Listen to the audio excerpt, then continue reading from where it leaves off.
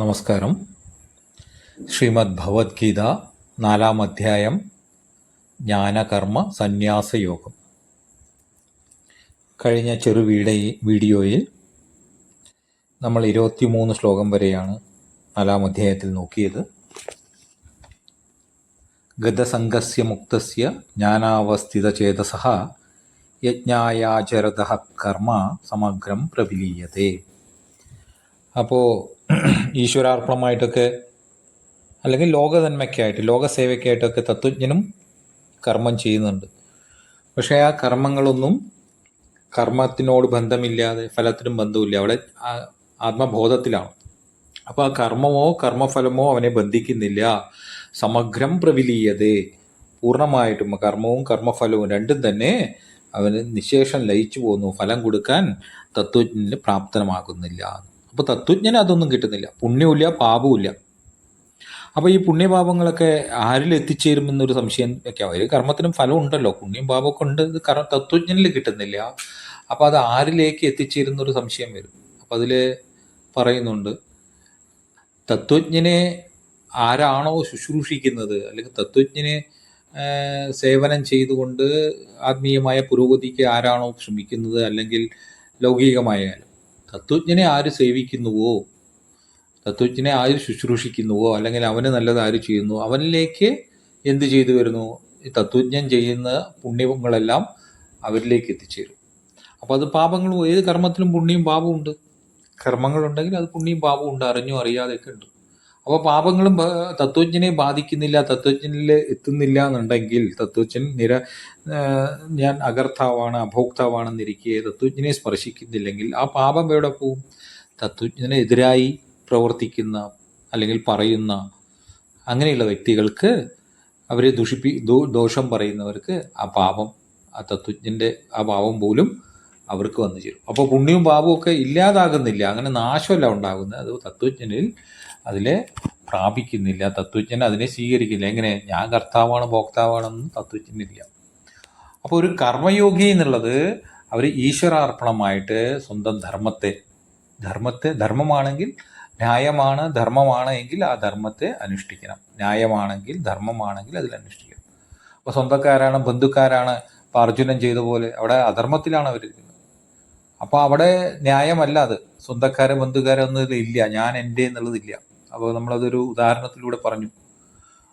ഒരു ജഡ്ജി വിധി നിയമത്തിനനുസരിച്ച് നടപ്പാക്കുന്നത് സ്വന്തക്കാരോ ബന്ധുക്കാരോ പ്രതികളാണോ നോക്കിയിട്ടല്ല, അവിടെ കണ്ണടച്ചുകൊണ്ട് ആ ധർമ്മം, അത് ആ ന്യായം, വിധി അല്ലെങ്കിൽ ആ നിയമം എന്തോ അതിനെയാണ് ഇതാക്കേണ്ടത്. അവിടെ ഇഷ്ടം അനിഷ്ടം അങ്ങനെയുള്ളൊന്നുമില്ല. അപ്പം അതുപോലെ തന്നെയാണ് ഒരു കർമ്മയോഗി സ്വധർമ്മത്തെ, ന്യായത്തെ, ആ ധർമ്മമെങ്കിൽ ആ ധാർമ്മികമായ കാര്യങ്ങളിൽ നിന്നുകൊണ്ട് മുന്നോട്ട് ഈശ്വരാർപ്പണമായി കർത്തവ്യങ്ങളെ ചെയ്തിരിക്കണം. അപ്പോൾ അവിടെ എവിടെ അധർമ്മത്തിൻ്റെ കൂടെ നിൽക്കാനും പറ്റില്ല. സ്വന്തക്കാരാണെങ്കിലും ബന്ധുക്കളാണെങ്കിലും സുഹൃത്തുക്കളാണെങ്കിലും അധർമ്മമാണോ, ആ അധർമ്മത്തിന് കൂട്ടു നിൽക്കരുത് എന്നതുകൂടിയാണ് കാണുന്നത്. അപ്പോൾ അർജുനൻ്റെ കഥയിൽ നിന്നും അല്ലെങ്കിൽ ആ ഒരു ഇതിൽ നിന്നും മനസ്സിലാക്കേണ്ടത് അത് തന്നെയാണ്.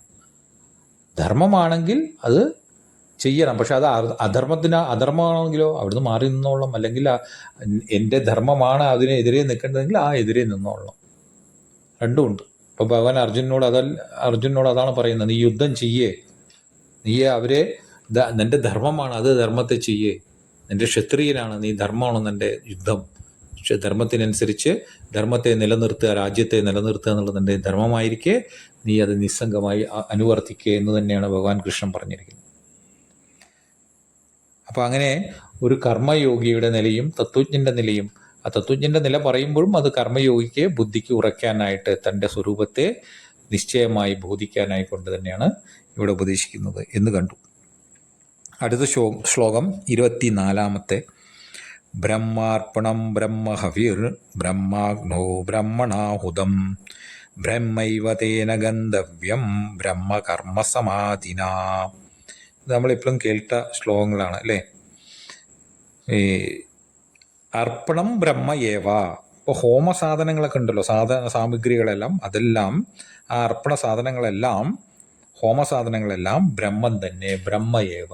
ബ്രഹ്മ ഭിന്നമല്ല. ബ്രഹ്മം എന്ന് പറഞ്ഞാൽ അവിടെ തത്വം, ആത്മതത്വം, ബ്രഹ്മ, ബൃഹത്, എന്നുള്ള അർത്ഥത്തിൽ ആ ബ്രഹ്മം തന്നെ, ആത്മതത്വം തന്നെ, ആത്മസ്വരൂപം തന്നെ അത്. ഹവിഹി ബ്രഹ്മ, ഹവിസ് ആജ്യം മുതലായതും ബ്രഹ്മം തന്നെ. ഹവിസ് ഇടുന്നത് അതും ബ്രഹ്മം തന്നെ. ബ്രഹ്മാഗ്നൗ, ബ്രഹ്മമാകുന്ന അഗ്നി, ആ അഗ്നിയിലിടുന്നതും ആ അഗ്നിയും ബ്രഹ്മം തന്നെ. ബ്രഹ്മണാഹുതം, അപ്പോൾ അവിടെ ആരായിട്ടാണ് ഇടുന്നത്? കർത്താവ്, ആ ചെയ്യുന്ന ആളും ബ്രഹ്മം തന്നെ. ഹുതം, ചെയ്യപ്പെടുന്ന ഹവനക്രിയയും ബ്രഹ്മ, ആ ചെയ്യുന്ന ക്രിയ അതും ബ്രഹ്മം തന്നെ. എല്ലാം ബ്രഹ്മമാണ്. ബ്രഹ്മകർമ്മ സമാധിന തേന ഗന്ധവ്യം ബ്രഹ്മയേവ, ബ്രഹ്മം തന്നെയാകുന്ന കർമ്മത്തിലുള്ള സമാധിയോട് കൂടിയ, അപ്പോൾ എല്ലാം ബ്രഹ്മം തന്നെ. അങ്ങനെയുള്ള കർമ്മത്തോട് സമാധിയോടെയുള്ള തേന ഗന്ധവ്യം, അവൻ അതിൻ്റെ ഫലവും എന്തായിരിക്കും? അതിന് എത്തിച്ചേരേണ്ട അല്ലെങ്കിൽ പ്രാപ്യമായ സ്ഥാനവും ഫലവും ബ്രഹ്മയേവ, ബ്രഹ്മം തന്നെയാണ്. അപ്പോൾ ചെയ്യുന്ന കർമ്മവും കർമ്മത്തിൻ്റെ ഫലവും കർമ്മസാധനകളും ഹവിസും അഗ്നിയും എല്ലാം ബ്രഹ്മം തന്നെയാണ്. അപ്പോൾ ഒരു തത്വജ്ഞൻ്റെ നിലയാണത്. എല്ലാം ബ്രഹ്മമായിട്ട് തന്നെയാണ് കാണുന്നത്. ബ്രഹ്മം തന്നെ, ബ്രഹ്മത്തിന് ഭിന്നമായിട്ട് ഇവിടെ യാതൊന്നുമില്ല. ഒരു സ്വപ്നം എന്നുള്ളത് പലവിധമായി കാണുന്നത് സ്വന്തം മനസ്സ് തന്നെയാണ്. അവിടെ ആ മനസ്സ് താൻ തന്നെ അല്ലാതെ മറ്റൊന്നും യാതൊന്നും അവിടെ ഉണ്ടായിട്ടില്ല. മറ്റൊന്നും ഈ നാനാത്വം എന്നുള്ളത്, ആ നാനാത്വം സ്വപ്നദർശി പോലും കാണുന്ന നാനാത്വം, ആ ശരീരം, അവൻ്റെ സ്വന്തം സ്വപ്ന ശരീരം പോലും അത് പുറമേ ഉള്ളത് എല്ലാം യാതൊന്നും തന്നിൽ നിന്ന് ഭിന്നമായിട്ട് യാതൊന്നും ഇല്ല എന്നുള്ളതാണ്. അത് ഉണർന്ന് എണീച്ചിരിക്കുമ്പോഴാണ് അറിയുന്നത്. എന്നുപോലെ ഇവിടെ തത്വജ്ഞനിലെ തന്നിൽ നിന്നും ഭിന്നമായി യാതൊന്നുമില്ല. എല്ലാം ബ്രഹ്മം തന്നെ, ഈശ്വരൻ തന്നെ, ഈശ്വര തത്വം തന്നെ. അവിടുന്ന് ഈശ്വര ഭിന്നമായിട്ട്, തത്വജ്ഞാനം ഭിന്നമായിട്ട് യാതൊന്നുമില്ല എന്നാണ് ജ്ഞാനം. അങ്ങനെ അത് തൻ്റെ മമത, അഹന്ത, മമത, അതൊന്നും യാതൊന്നും ഇല്ല. അങ്ങനെയാണ് സത്യത്തെ ബോധിക്കുന്നത്. അത്രയും അതാണോടാണ് ത്യാഗേനേകേ അമൃതത്വമാനശു. എന്തിനെയാണ് ത്യാഗം ചെയ്യേണ്ടത്? വസ്തുക്കളെയും വിഷയങ്ങളെയും ഒന്നുമല്ല, ഈ ഞാൻ എൻ്റെ എന്നുള്ളതിനെ തന്നെയാണ് ത്യാഗം ചെയ്യുന്നത്. അതിൽ ഈ വസ്തുക്കളെയും വിഷയങ്ങളിലുള്ള ഞാൻ, എൻ്റെ ആൾക്കാർ, എൻ്റെ കാര്യങ്ങൾ, ഇതൊക്കെ തന്നെയാണ് മനസ്സെന്ന് പോകേണ്ടത്. ആത്മതത്വത്തിൽ ആത്മാവല്ലാതെ മറ്റൊന്നും ഇവിടെ യാതൊന്നുമില്ല. ഇപ്പോൾ ഒരു മരക്കുറ്റിയിൽ, ഇരുട്ടിൽ ഒരു മരക്കുറ്റിയിൽ അല്ലെങ്കിൽ വാഴയിൽ ഒരാൾ നിൽക്കുന്ന, ഒരു കള്ളൻ നിൽക്കുന്ന പോലെ തോന്നി. ഇപ്പോൾ ടോർച്ചടിച്ച് നോക്കിയപ്പോൾ അത് മരക്കുറ്റിയാണല്ലോ, ഒരു മരത്തിൻ്റെ കുറ്റിയാണ് നിൽക്കുന്നത്, അല്ലെങ്കിൽ വാഴയാണ് നിൽക്കുന്നത്, അവിടെ വ്യക്തിയല്ല എന്ന് അറിഞ്ഞു കഴിഞ്ഞാൽ വീണ്ടും അതുപോലെ തോന്നാം. ആ കാണുന്നുണ്ട്, പക്ഷേ അവിടെ ആ ഭ്രമം ഉണ്ടാവില്ല. അത് ബാധിക്കപ്പെട്ടു. എന്ത്? അത് മരക്കുറ്റിയാണെന്ന് അറിഞ്ഞു, അത് കള്ളനല്ല, അല്ലെങ്കിൽ ഒരു വ്യക്തിയല്ല അവിടെ നിൽക്കുന്നത്, അല്ലെങ്കിൽ ഒരു വാഴയാണത്, ഒരു വ്യക്തിയല്ല അവിടെ നിൽക്കുന്നത് എന്നുള്ളതാണ്. ഒരു ചെറു വാഴയെ കണ്ടിട്ട്, ആ ചെറിയ വാഴയെ കണ്ടിട്ട് അതൊരു വ്യക്തിയാണോ, കൈയും കാലും ഒക്കെ ഉള്ള വ്യക്തിയാണെന്നുള്ളത് ഇരുട്ടത്ത് തോന്നിയതുപോലെ അത് ടോർച്ചടിച്ച് നോക്കുമ്പോൾ അതെങ്ങനെ ബാധിക്കപ്പെടുന്നു? വീണ്ടും നോക്കുമ്പോൾ അതുപോലെ കാണുന്നുണ്ട്. പക്ഷെ അതെല്ലാം കാണുന്നത് എന്താണ്? അത് കാണുന്നത് ആ മരക്കുറ്റിയാണെന്ന് കാണുന്നു, അല്ലെങ്കിൽ അത് വാഴയാണെന്ന് കാണുന്നു. ഇതാണ്. അപ്പോൾ ഇവിടെ ഇങ്ങനെ എല്ലാം ബ്രഹ്മം തന്നെ എന്ന് അറിയുന്നു ആര്? തത്വജ്ഞൻ. അപ്പോൾ തത്വജ്ഞനെ സംബന്ധിച്ചോളം ഇതെല്ലാം ബാധിക്കപ്പെട്ടു. ശരീര മനോബുദ്ധികളെല്ലാം ഉണ്ട്, ഇല്ല എന്നുള്ളത് കാണുന്നില്ല. അപ്പം ഞാൻ എന്നുള്ളതും ഉണ്ട്. ഞാൻ എന്നുള്ളത് നോം പറഞ്ഞാൽ ഞാനല്ലാതാവും. ചിലർ വരും നോം സ്വാമി, എന്താകുന്നു? നോം സ്വാമി ആയതുകൊണ്ട് എന്താ? അല്ലെങ്കിൽ ശ്രീ ശ്രീ ശ്രീ ശ്രീ പറഞ്ഞിട്ട് നമുക്ക് കുറേ പേരൊക്കെ വെക്കാം. നമുക്ക്, ഞാൻ ആരെയും കളിയാക്കുകയല്ല, മറിച്ച് ഇത് ഈ ശരീര മനോബുദ്ധികളെല്ലാം ഉണ്ട്. പക്ഷെ ഇതൊന്നും ബ്രഹ്മത്തിന് ഭിന്നമായിട്ട്, സുഖവും ദുഃഖവും എല്ലാം ഉണ്ട്, പക്ഷേ ബ്രഹ്മത്തിന്, സത്യത്തിന് ഭിന്നമായിട്ട് ഇവിടെ യാതൊന്നുമില്ല. സത്യഭിന്നമായിട്ട്, സത്യസ്വരൂപമായിട്ട്, തൻ്റെ സ്വരൂപത്തിന്, തൻ്റെ സ്വസ്വരൂപത്തിന്, അതാണ് അറിയേണ്ടത്. അല്ലാണ്ട് തത്വജ്ഞൻ്റെ അല്ല, സ്വസ്വരൂപത്തിന് ഭിന്നമായിട്ട് ഇവിടെ യാതൊന്നുമില്ല. ആത്മസ്വരൂപത്തിന് ഭിന്നമായിട്ട് ഇവിടെ യാതൊന്നുമില്ല. സ്വർണങ്ങളെല്ലാം പല രൂപങ്ങളിൽ, പല ആഭരണങ്ങളായിരിക്കെ സ്വർണമല്ലാതെ അത് മറ്റൊന്നുമല്ല എന്ന് അറിയുന്നവന് ഈ എപ്രകാരം ബാധിക്കപ്പെടുന്നുവോ ഈ നാമരൂപങ്ങളെല്ലാം, അത് നാശമുണ്ടാകുന്നില്ല. അപ്പോഴും വളയെ കാണുന്നു, അതിനെ കയ്യിലിടാം, അല്ലേ? അതിൻ്റെ പ്രയോഗ കാര്യങ്ങളൊക്കെ ഉണ്ട്, അതൊക്കെ ചെയ്യാം. പക്ഷേ കാതിലിടേണ്ടത് കാതിലിടാം, മാലയിടേണ്ടത് മാലയിടാം. പക്ഷെ അതെല്ലാം സ്വർണമാണെന്ന് അറിഞ്ഞവന്, അവനത് സ്വർണമാണെന്ന് ബോധമുള്ളവന് ഈ നാമരൂപാധികളെല്ലാം ബാധിക്കപ്പെടുന്നു. അത് സ്വർണം തന്നെയാണ് ഈ രൂപങ്ങളും നാമങ്ങളും എന്ന് അവന് നിശ്ചയമായിട്ട് ബോധിക്കപ്പെടുന്നു. അതുപോലെ തന്നെയാണ് ഇതെല്ലാം, ഈ ശരീരം മനോബുദ്ധികളടക്കം ഈ പ്രപഞ്ചം മുഴുവൻ ഈ അറിയുന്ന വിഷയമായിരിക്കുന്നതെല്ലാം ആത്മസ്വരൂപം തന്നെ എന്ന് ഒരു തത്വജ്ഞൻ്റെ ബോധ്യമുണ്ടായിരുന്നു. അതാണ് ഇവിടെ ബ്രഹ്മാർപ്പണം, എല്ലാം ബ്രഹ്മം തന്നെ. ഇപ്പോൾ സാധാരണ നമ്മൾ ഭക്ഷണം കഴിക്കുമ്പോഴും നമ്മുടെ ശരീരത്തിൻ്റെ വയറിലുള്ള ജഠരാഗ്നിയിലാക്കിയാണ് നമ്മൾ ഇടുന്നത്. ജഠരാഗ്നിയും അഹം വൈശ്വാനരോ ഭൂത എന്ന് ഭഗവാൻ പറയുന്നുണ്ട്. ഞാൻ തന്നെയാണ് ഈ ജഠരാഗ്നിയായിട്ട് ഇരിക്കുന്നത്. എന്നിട്ട് ഈ അന്നത്തെ പാകം ചെയ്യുന്നതും വയറിൽ വയറ്റിനകത്ത് പാകം ചെയ്യുന്നതും ഞാൻ തന്നെയാണെന്ന് ഭഗവാൻ പറയുന്നുണ്ട് ഇവിടെ ഭഗവത്ഗീതയിൽ. അപ്പോൾ നമ്മൾ ഈ പൊങ്കാലയ്ക്ക് ഇടുക എന്ന് പറഞ്ഞാൽ എന്താ? പുറത്തിരുന്ന് ഭഗവാന് കൊടുക്കുന്നത് നമ്മൾ ദേവിക്ക് പൊങ്കാല ഇടണു എന്നൊക്കെ പറയും. റോഡിൻ്റെ സൈഡിലും വല്ല അമ്പലങ്ങളിലൊക്കെ പോയി ഇരുന്ന് നമ്മൾ പൊങ്കാല ഇടുന്നതൊക്കെ അതെന്താ? ദേവിക്ക് കൊടുക്കുന്ന പ്രസാദമാണ് നമ്മളോട്. അപ്പോൾ നമ്മൾ വീട്ടിലുണ്ടാക്കുന്നതോ അതും ഹവിസാണ്. ആ ഭാവനയിൽ ചെയ്യാം. അത് കൊടുക്കുന്നത് ആർക്കാണ്? ആ വ്യക്തിയിലൂടെ പോകുന്നത് അല്ലെങ്കിൽ കഴിക്കുന്ന നമ്മളായാലും പുറമെ നമ്മുടെ കുടുംബത്തിലെ ആരെങ്കിലും അല്ലെങ്കിൽ വേറെ ആരും ഭക്ഷണം കഴിക്കുകയാണെങ്കിൽ നമ്മൾ ഉണ്ടാക്കിയത് കഴിക്കുന്നുണ്ടെങ്കിൽ അത് പോകുന്നതെല്ലാം ജഠരാഗ്നിയിലേക്കാണ്. ഒരു ഹോമമാണ്, അഗ്നിയിലേക്കാണ് പോകുന്നത്. ഹവിസാണത്. അപ്പോൾ അങ്ങനെ ഹോമം ചെയ്യുന്നത് ശരീരത്തിന് നിലനിർത്താനായിക്കൊണ്ട് ആ ഫലമാണ് ഉണ്ടാകുന്നത്. അത് ഫലം ഇച്ഛിക്കേണ്ട ആവശ്യമില്ല.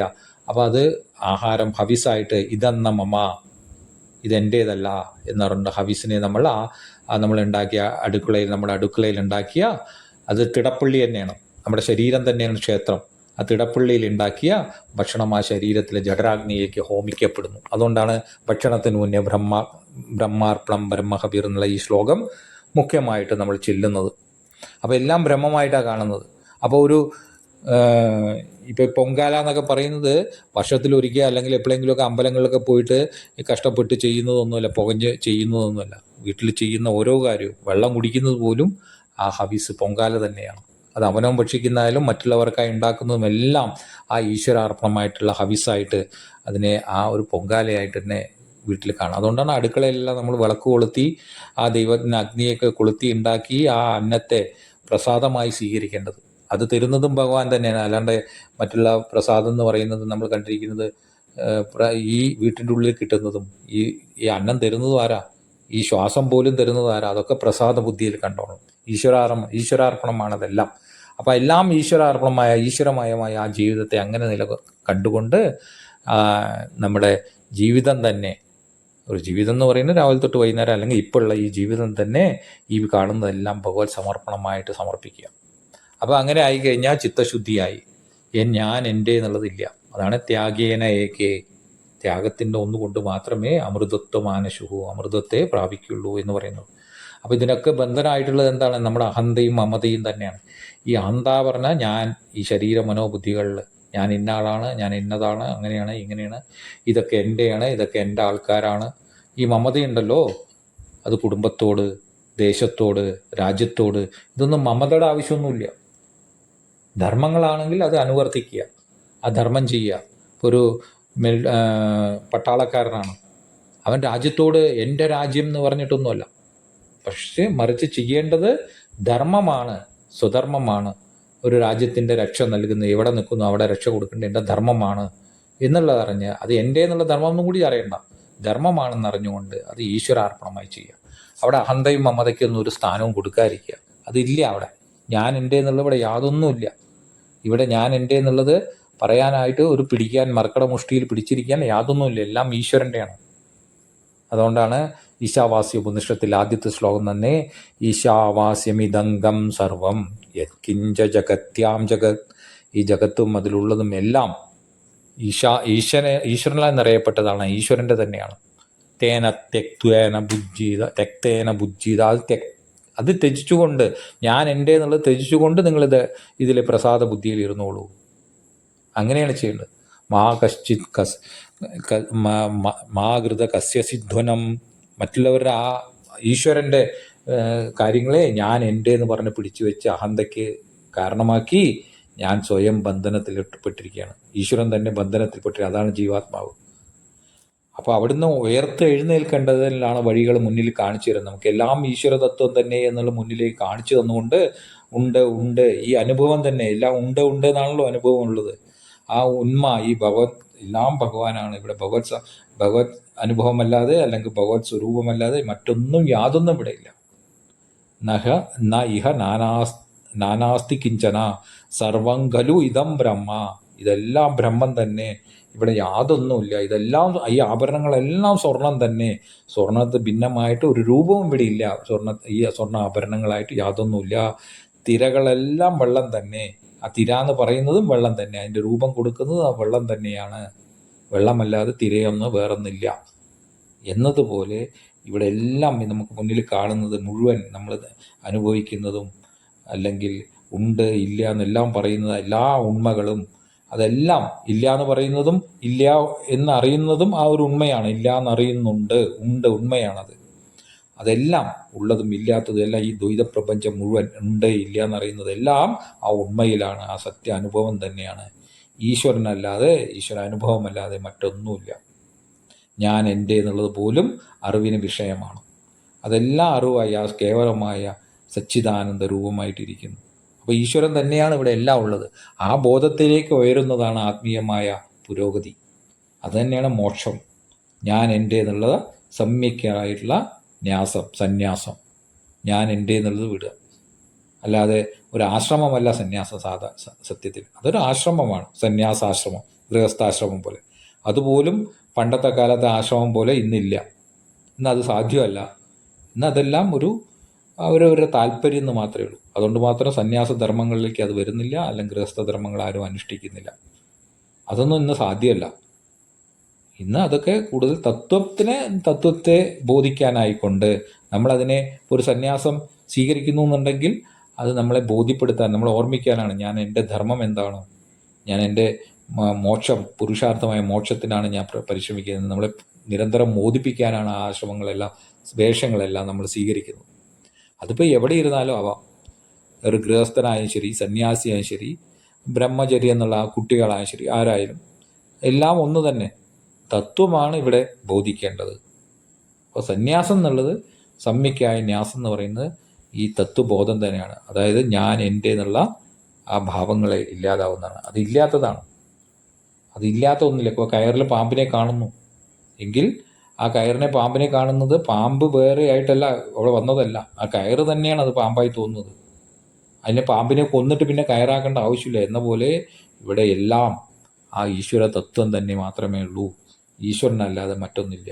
അപ്പോൾ ഈശ്വരനെ അറിയാതിരിക്കുമ്പോൾ ഈ അനുഭവങ്ങളിൽ നമ്മൾ ഈ കാണുന്നതെല്ലാം ഈശ്വരനാണ്. അതാണ് കണ്ണിൽ കാണുന്നത് കളിയായി മറയും, കാണാത്തതുമായി എങ്ങനെ അറിയുന്നു.